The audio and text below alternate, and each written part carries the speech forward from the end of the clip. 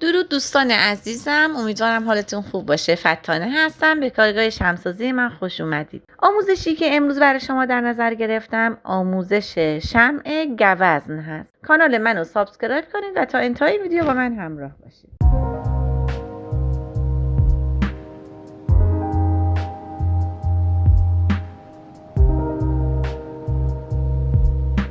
خب دوستان، میخوام ست کریسمسی زیبا رو بهتون آموزش بدم که شامل گوزن با قالب سیلیکونی هستش، بابا نوئل و خونه درختی کریسمسه که در 3 قسمت براتون آموزش رو میذارم و امروز میخوام بهتون گوزن آموزش بدم. برای درست کردن گوزن که این قالبش هست بچه ها، خوب ببینین پارافینی که استفاده میکنم سویا وکس. این سویا وکس ایرانیه که درصد چربیش پایین تره، این سویا وکس خارجیه که درصد چربیش بالاتره. شما میتونید از پارافینای 1% سنگین یا 3% هم استفاده کنین، اما اگه میخواین از این پارافین استفاده کنین داخل لیوان کاغذی ریختم که دیگه براتون راحت تره. حالا وزنم نکردین اشکال نداره، فقط مقدارش باید یکی باشه و با هم وزن به طریق بنماری میذارین که ذوب بشه. رنگم که بچه ها رنگ مکعبی جامد هستش، نگاه کنین رنگ کرم استخونیه، رنگ های مای کرمش نیست، به خاطر همین از رنگ مکعبی جامد استفاده میکنیم. برای اون مقدار پارافینی که بهتون نشون دادم این مقدار رنگ کافی. وقتی که اون پارافین رو گذاشتین توی ظرف شیشه‌ای و داخل آب جوش گذاشتین به طریق بنماری ذوب بشه، همین تکه رو با هم میندازین که این رنگ داخل اون پارافین حل بشه. این هم که فتیله است بچه‌ها، از فتیله نسوز استفاده کنین چون که سوخت خوبی به شما میده و دیرسوزم هستش. اینم نگهدارنده قیچی. حالا برای شروع کار ابتدا پارافینا رو میذارم به طریق بنماری که ذوب بشه. دوستان تا پارافین ذوب بشه فتیله گذاری این قالب رو من انجام میدم. این قالب رو وقتی که من گرفتم خوب شستمش، تمیزش کردم و بعد با یه دستمال، چون داخلش به هر حال میشوریم آب میره داخل این حفره‌هاش. ببینید این الان حفره بینیشه، یه دماغ داره، حفره زیاد داره. حفره‌هاشو خوب با دستمال پاک کنین که قطرات آب داخلش نباشه. من دارم از فتیله نسوس استفاده میکنم. ببینیم وقتی اینو بازش میکنیم قسمت وسطش رو در نظر بگیریم. این دوتا میشه شاخک‌های گوزن، میشه قسمت وسط سرش، میشه همین قسمتی که الان بازه. خب نگاه کنیم، سوزن رو میذارم قسمت وسطش داخل که از این ور در بیاد.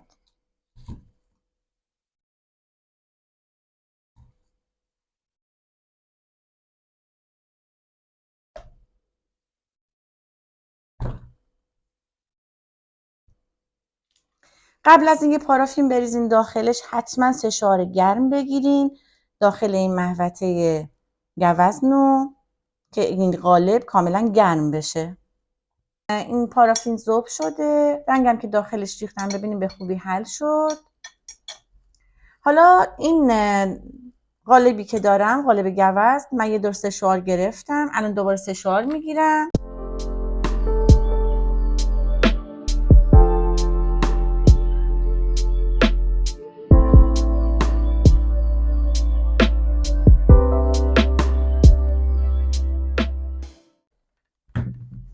چسب پنم بهش زدم. هم میتونید از چسب پن استفاده کنین، هم میتونید از چسب برق استفاده کنین.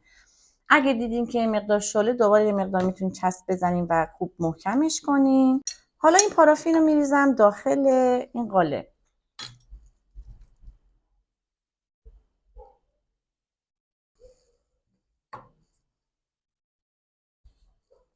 این قسمت فتیلم با نگهدارنده اینو فیکسش میکنم. بهش زمان میدیم بچه ها، ممکنه که 2 ساعت یا 3 ساعت طول بکشه تا این کاملا خشک بشه. زمانی که این شمعتون میخواد خشک بشه حواستون به این قالب و به این شمعتون باشه. ببینین الان حدود 20 دقیقه که گذشته، ببینین حفره افتاده. این نگهدارنده رو بر میداریم و با ترچ این حفره رو درست میکنیم. وقتی که به این مرحله رسید یک مقدار از همین پارافینی که ذوب کرده بودم دوباره گرمش کردم و میریزم اینجا پرش میکنم.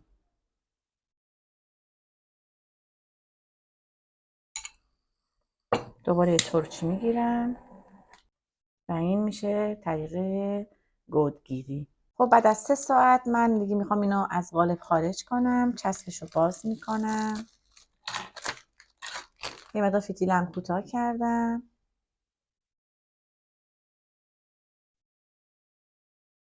حالا این از داخل قالب در میارم.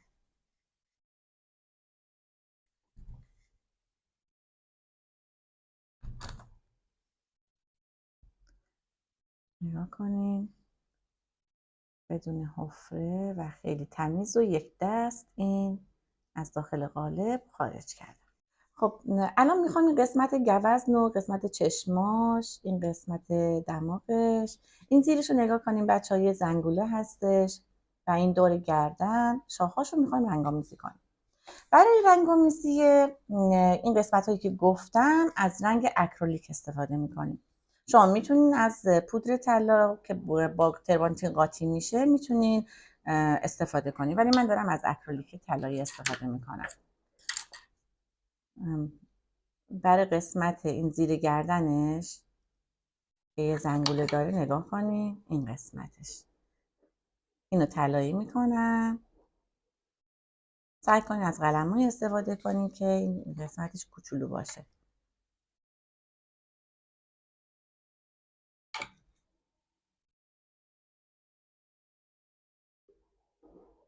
حلال رنگ اکریلیک هم بچه ها آب، یعنی اگه دیدین مثلا رنگ اکریلیکتون غلظت داره میتونین یه مقدار با آب، یعنی نوک قلم رو بزنین به آب بعد به رنگ اکریلیکتون از غلظتش در میاد. ولی این الان خوبه، یعنی غلظتش اونقدر زیاد نیست که من از آب استفاده کنم.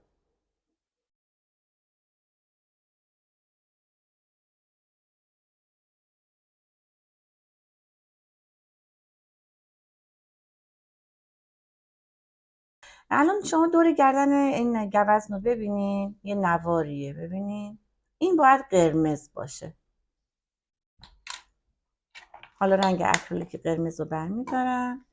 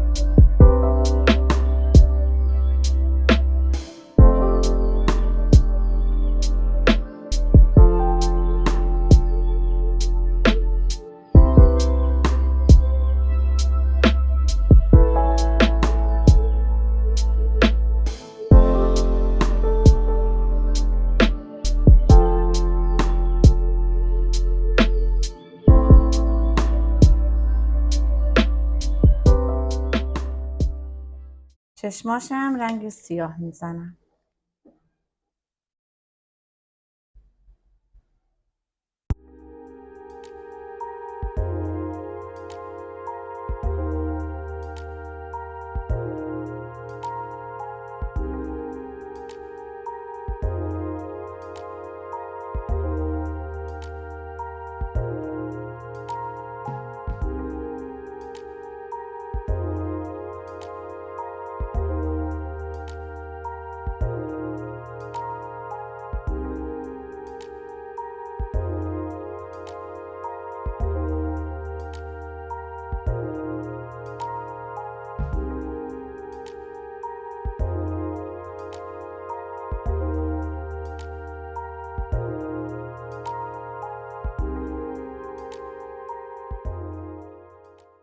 خب بچه‌ها این قسمت شاخش رو من رنگ زدم، خیلی خوشگل شده، شبیه شکلات شده. حالا میرسم به قسمت دومش هم میخوام قهوه‌ای رنگ بزنم. میتونین هم قهوه‌ای رنگ بزنین هم طلایی.